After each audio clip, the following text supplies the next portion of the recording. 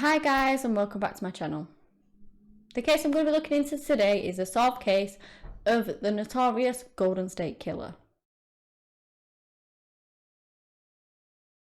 The Golden State Killer was behind serial rapes, burglaries and murders all across California in the 1970s and the 1980s. And no one was actually caught for these crimes for decades until in 2018 Joseph DeAngelo was actually arrested. He was 72 years old at the time, and he was basically one of America's most wanted men.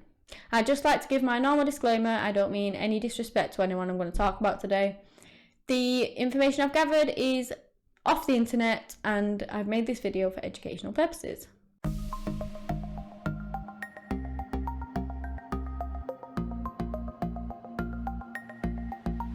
Joseph James DeAngelo Jr. was born on the 8th of November in 1945. He was born in Bath, New York. And as a child, he actually spent some time in the Sacramento area. He went on to serve in Vietnam in the US Navy and studied criminal justice in California State University, Sacramento. Joseph actually worked as a police officer in California from 1973 to 1979. While serving as a police officer in Exeter, on the 11th of September in 1975, Joseph actually shot and killed Professor Claude Snelling in front of his daughters, and prosecutors said that he actually kicked the daughter in the face 3 times before fleeing the scene. And this was actually only found out after he was caught. Joseph moved into Auburn in 1976, and he actually served as a police officer there until he was fired by the chief of police in 1979 for allegedly stealing a can of dog repellent and a hammer. A few weeks later, a prowler actually turned up on the chief inspector's door. He was outside his daughter's window, and the chief actually thought that this was Joseph basically being vengeful for being fired. And staggeringly, the chief didn't actually report it, and he never followed up on it. And now this could have been such a huge clue in the case, and it might have actually put a stop to the killings. This was thought to be most likely the biggest miss in the entire case. For the theft, he was actually sentenced to 6 months probation. Joseph was once engaged to a woman called Bonnie Caldwell, and this name would actually be remembered by one of his victims because they remembered that the Golden State Killer was actually crying over her. Bonnie broke up with him after he tried to force her to marry him at gunpoint. Later on, he went on to marry a woman called Sharon Huddle. And he would have 3 daughters with Sharon before their relationship ended in 1991. His employment history throughout the 80s is unknown, but Joseph in 1990 worked as a mechanic at Save Mart supermarket distribution centre for the next 27 years, until he retired in 2017. It was the summer of 1976 that rapes and burglaries would plague the Eastern District of Sacramento, and he had a lot of victims. It's actually thought that he carried out an estimated 120 burglaries and raped as many as 50 people. The police believed the offender, who was unknown at the time, like I said, he was only found out 2 years ago, that basically he would prowl around the houses of his future targets. He would do things like unlock windows and unload guns and plant ligatures around the house, basically so that when he did go to burgle or whatever crime he was planning on committing within that house, that these things were already there ready for him. He would often phone victims for months in advance, and this would kind of allow him to figure out their daily routines, so he could plan his attacks around them. He was very meticulous. Initially, he mainly targeted women that were alone in the property or with their children, but eventually he did actually prefer to target couples.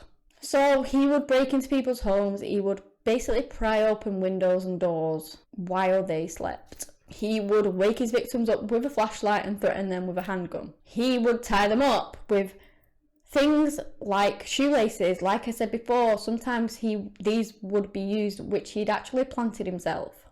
He would blindfold and gag them using things like towels that he'd ripped up. And when he would later move on to couples, he would often make the female tie up the male before he then bound her himself. And some victims' hands were actually numb for hours after they were untied. That just goes to show how tightly he actually bound them, and how painful must that have been. The blood circulation was basically being cut off. He would then separate the couple, and he would even go as far as stacking cutlery on the male's back. So sometimes he would get plates and saucers and stack a couple on the back, and he would tell them that if they moved even an inch or he heard them rattle even slightly, that he'd basically kill them all. How petrified they must have been. Obviously both of them would have been petrified, but with respect to the man who had to sit there and try not even to make these items rattle, which would be quite difficult to do, and to remain that still, to not make a sound, just would have been so scary.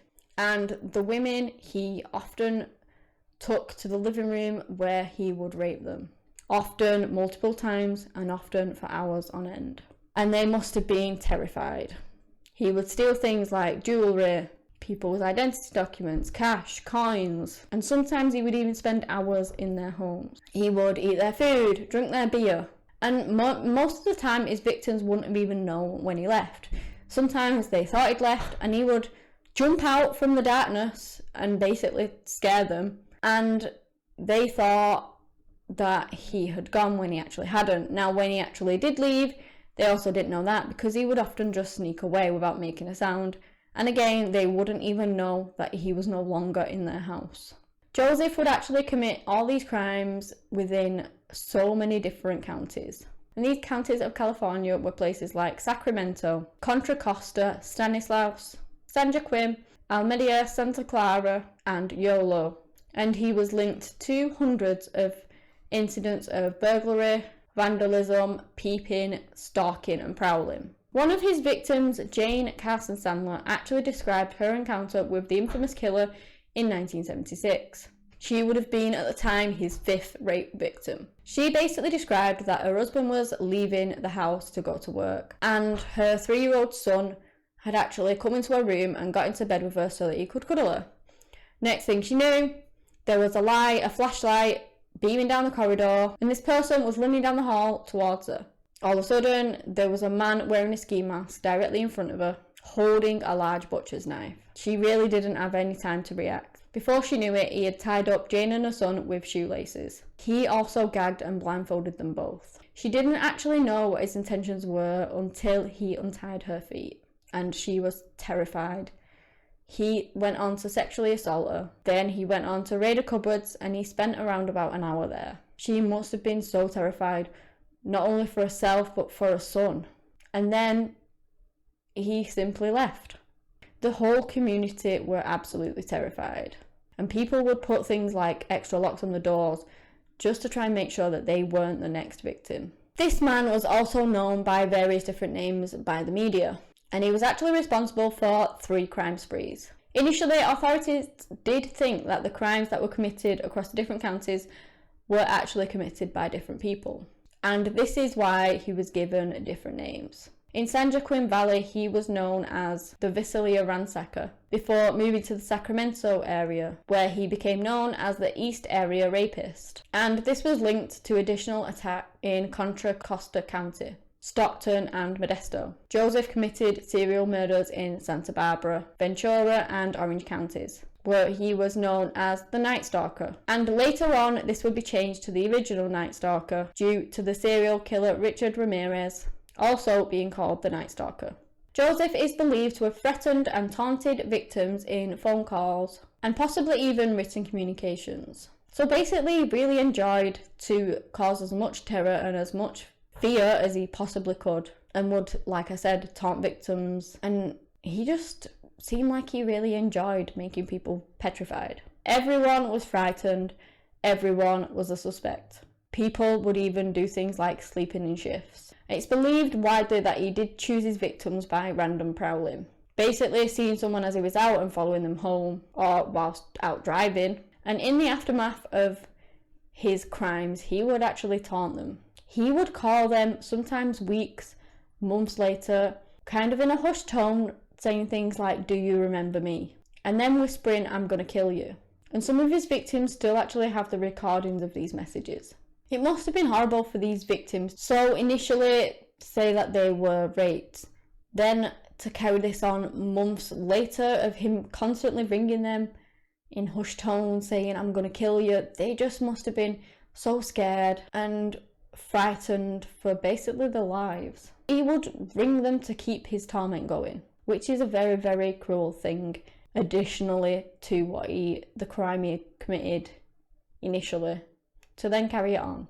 People around the world needed to know who this man was that was committing such vicious and evil crimes after tearing apart the lives of hundreds of people. I'm now going to talk about the actual murders that he committed. On the 2nd of February in 1978, the Golden State Killer would claim one of his first murder victims. Brian and Kate Magary were out walking their dog in the Rancho Cordova area. Joseph shot Brian after a confrontation in the street. Katie ran away calling for help, but he ran after her, caught up with her, and then shot her in the head too. He also continued with his burglaries in the East Bay area, and these would then escalate into rapes, which I've already talked about, and the murders that will follow along the California coast. On the 1st of October in 1979, someone broke into a home and tied up a Goleta couple. This couple freaked out when they heard the man say, "I'll kill him," to himself basically. They tried to escape when he left the room, and the woman screamed. Realising what had happened, the jig was up on him on that one, so he escaped on a bicycle. A neighbour, who was actually an FBI agent, went and gave him chase, but he eventually did lose him. This crime was later linked to the Robert Offerman, Deborah Manning murders via shoe prints and the twine that was used to bind them. On the 30th of December 1979, Deborah Manning, 35, and Robert Offerman, 44, were killed in Goleta near Santa Barbara. It was actually thought that Robert had lunged at his attacker, as his bindings were untied. Neighbours heard gunshots, and the killer also burgled a bicycle from a nearby residence.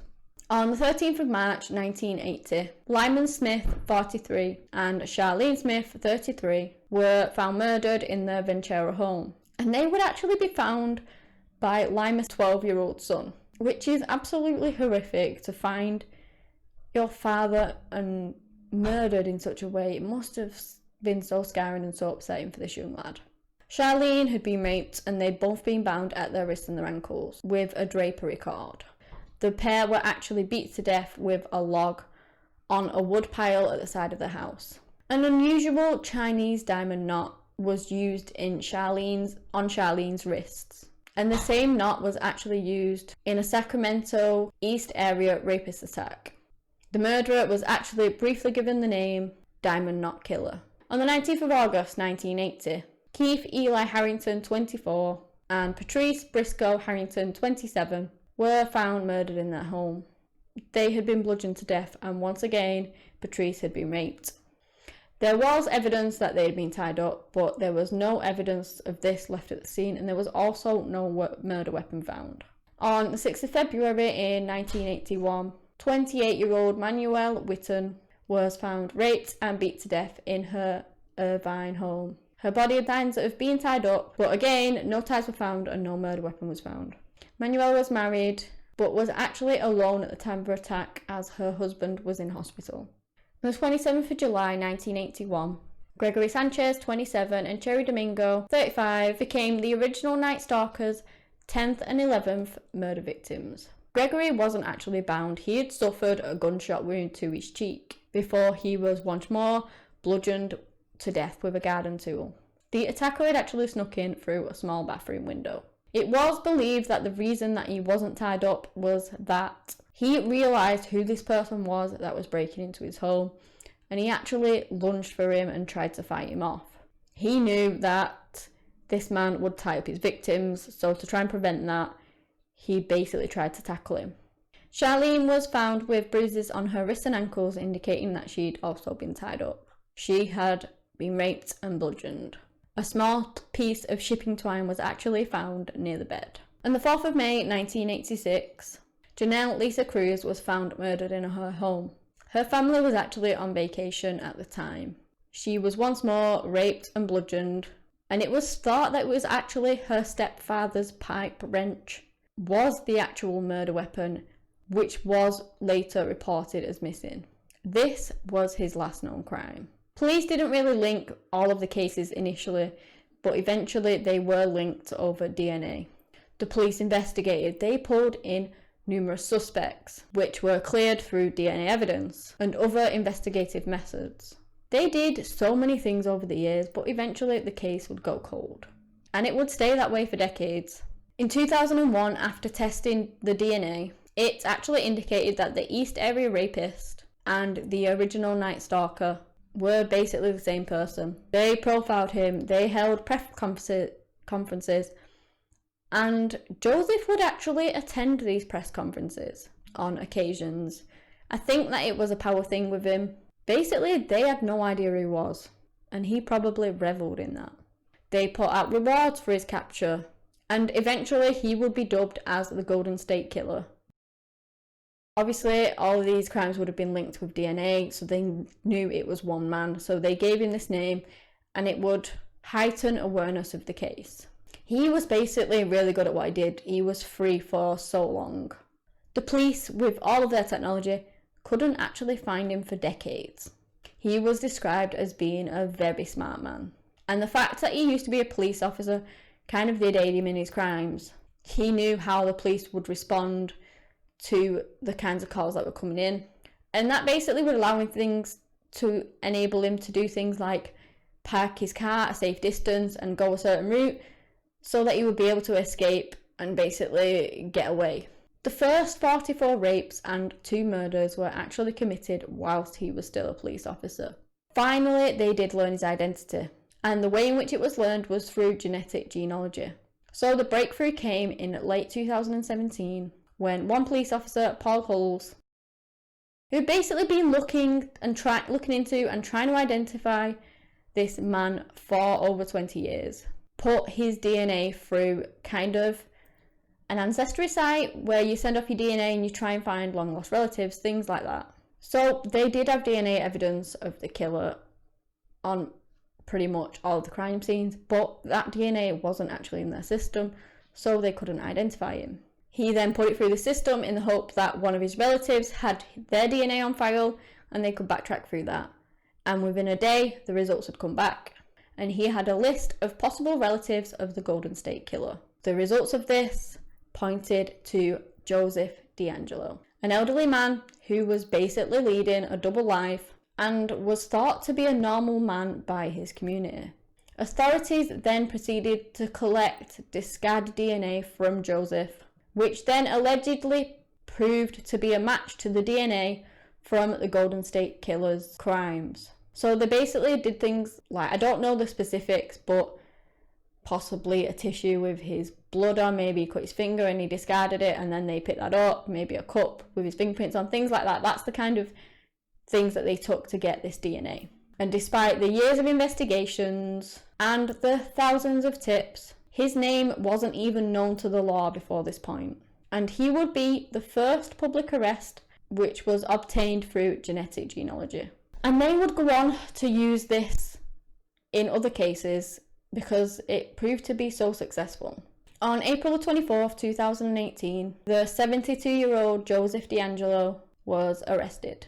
Joseph was charged with 13 murders and 13 counts of kidnapping for the purpose of robbery. He couldn't be charged with any rapes as the statute of limitations had already expired on these crimes.